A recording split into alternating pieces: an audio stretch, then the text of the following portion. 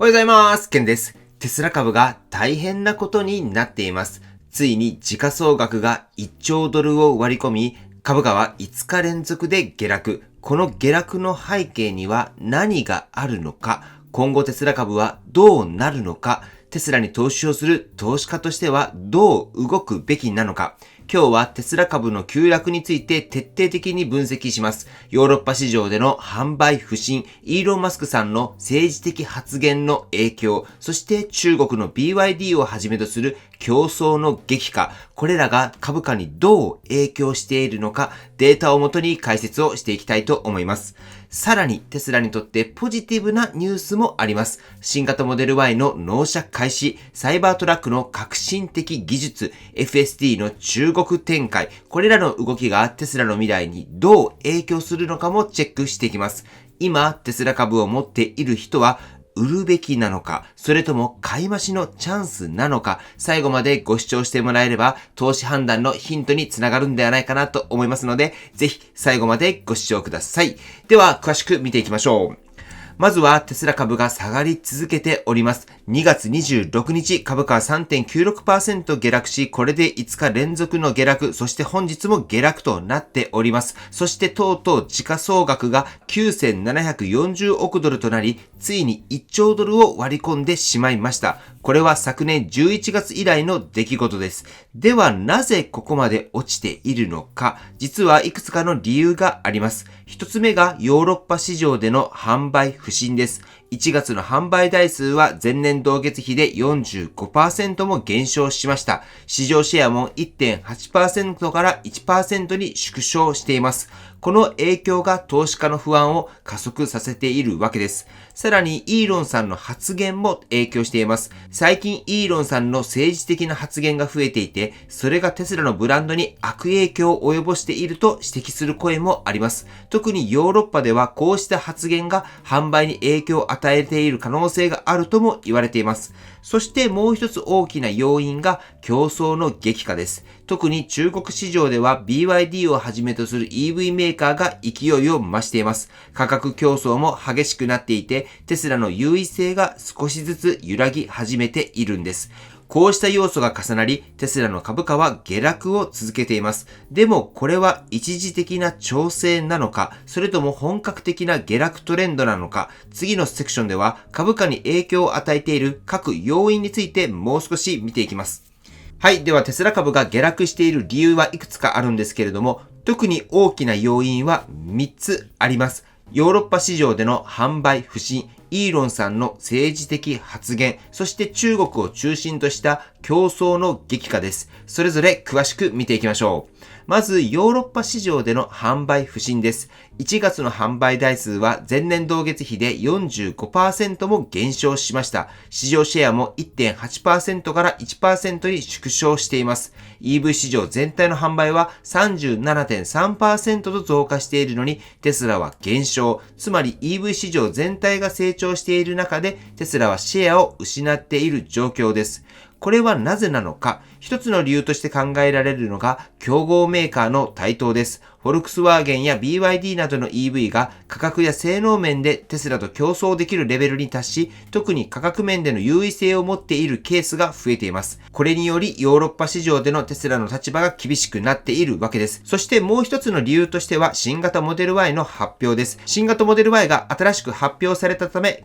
1月が減少しているという理由も当然あると思います。新型モデル Y の納車がヨーロッパで始まって、その後どうなっていくのか、そこをしっかりとチェックする必要があります。次にイーロンさんの政治的発言の影響です。イーロンさんは最近、トランプ大統領や欧州の政治に関する発言を頻繁に行っていて、これがブランドイメージに悪影響を与えている可能性があります。特にヨーロッパではイーロンさんの発言が政治的にセンシティブな問題に関わることが多く、一部の消費者がテスラを避ける要因になっているという指摘もあります。投資家の中にはイーロンさんが政治問題に関与しすぎているということで、企業経営への影響を懸念する声もあります。実際イーロンさんの発言がテスラの株価に直接影響を与えているというのは事実だと思います。そして中国を中心とした競争の激化です。特に BYD はすでに EV 販売台数でテスラを上回る勢いを見せています。BYD はバッテリー技術に強みを持ち、コストを抑えた EV を次々と市場に投入。これに対しテスラは価格を下げざるを得ない状況に追い込まれています。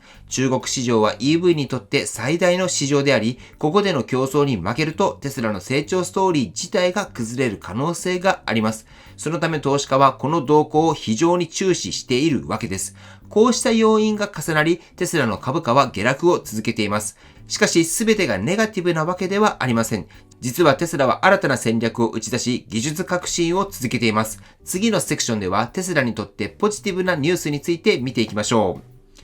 はい。では、ここまでテスラ株が下落している理由を解説してきましたが、実はテスラにとってポジティブなニュースもあります。それが新型モデル Y の納車開始、サイバートラックの革新的な技術、そして FSD の中国展開、これらが今後のテスラにどんな影響を与えるのか、詳しく見ていきましょう。まず、新型モデル Y の納車開始についてです。テスラは中国市場向けに新型モデル Y の納車を正式に開始しました。テスラの公式ウェーブアカウントで発表され、すでに最初の納車が行われたことが確認されています。この新型モデル Y は改良された外装や内装を備えていて、テスラとしてはこれまでのモデル Y と同様に高い販売実績を期待しています。競争が激化する中国市場でどこまで販売を伸ばせるのかが今後のポイントになりそうです。次にサイバートラックに搭載された革新的な技術についてです。ご存知の方も多いと思いますが、サイバートラックは従来のステアリングコラムを廃止し、ステアリングホイールと前輪の間に物理的な接遇がない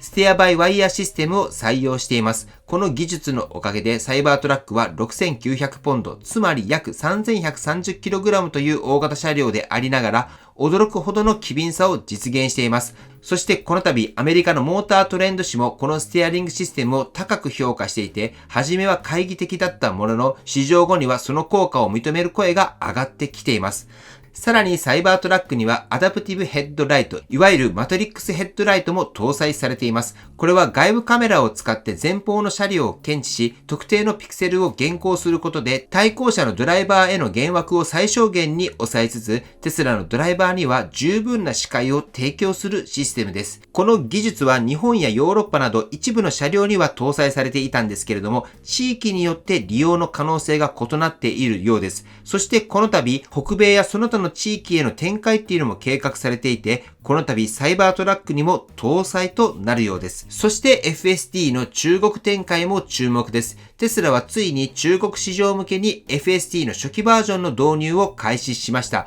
これまで FSD は北米で利用可能でしたが、中国の道路環境に適応するために特別なトレーニングを行ったということです。興味深いのはそのトレーニング方法です。テスラはインターネット上で公開されている中国の道路や標識の映像を使用し、シミュレーションで FSD を学習させました。これにより中国のデータ収集が制限される中でも効率的にシステムを開発できたというわけです。今後テスラは実際の走行データを活用しながら FSD の精度をさらに向上させると考えられます。もし FSD が中国で成功すればテスラの競争力は一気に高まる可能性があります。このようにテスラは課題を抱えながらも新技術の投入や FSD の拡大で未来に向けた一歩を踏み出しています。では、投資家として今後どう動くべきなのか、最後にこちらについて見ていきましょう。はい。では、ここまでテスラの株価下落の原因と、それをカバーするような最新技術や新車の展開について見てきました。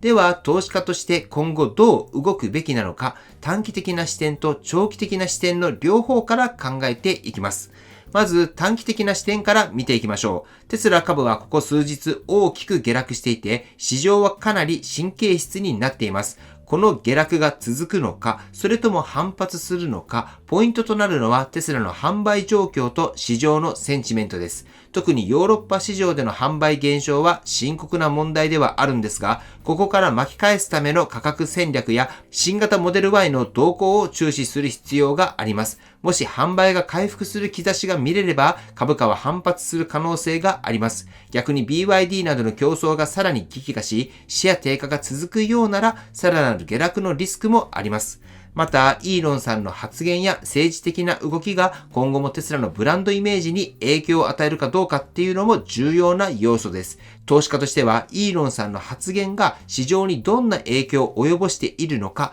冷静に分析することが求められます。一方で長期的な視点で見ると、テスラは依然として強力な技術力とブランド力を持っています。新型モデル Y の納車開始、サイバートラックの技術革新、そして FSD の中国展開など、成長のポテンシャルは十分にあると言えます。特に FSD が中国市場で受け入れられれば、テスラの自動運転技術は新たな成長フェーズに入る可能性があります。FSD が完全に実用化されれば、テスラは単なる EV メーカーではなく、モビリティサービスの企業としての価値を高めていくことになるでしょう。また、テスラのエネルギー事業や新しいバッテリー技術など EV 以外の分野にも成長の余地があります。短期的な株価の変動に一喜一憂せずにテスラの長期ビジョンを信じるかどうか、これが投資判断の分かれ目になりそうです。では、具体的にどう動くべきなのか、これはあなたが短期トレードをするのか、それとも長期投資を考えているかによると思います。もし短期的にリスクを避けたいというならば、もう少し様子を見るのも一つの選択肢です。一方でテスラの未来に期待しているなら、今回の下落をチャンスと捉えて買い増しを検討するのもありかもしれません。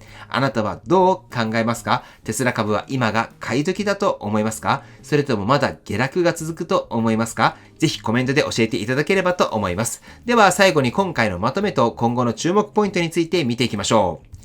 はい。では、ここまでテスラの株価急落の原因、今後の展開、そして投資家としてどう動くべきなのかについてお話をしました。短期的には不安要素が多いものの、長期的にはテスラの成長の可能性も十分にあるというのが今回のポイントです。特にヨーロッパ市場での販売不振、イーロンさんの政治的影響、そして BYD をはじめとする競争の激化はテスラにとって大きな課題になっています。しかし、その一方で新型モデル Y の納車開始やサイバートラックの革新的な技術、FSD の中国展開などポジティブな要素もあることを忘れてはいけません。この下落は買いのチャンスなのか、それともさらなる下落の始まりなのか、これは投資家としての判断が問われる場面です。あなたはどう考えるでしょうか？ぜひコメントで意見をお聞かせください。僕自身は今はアメリカ市場全体にも少し下落基調じゃないかと思っています。もう少し様子見かなという感じですが、皆さんはどうでしょうか？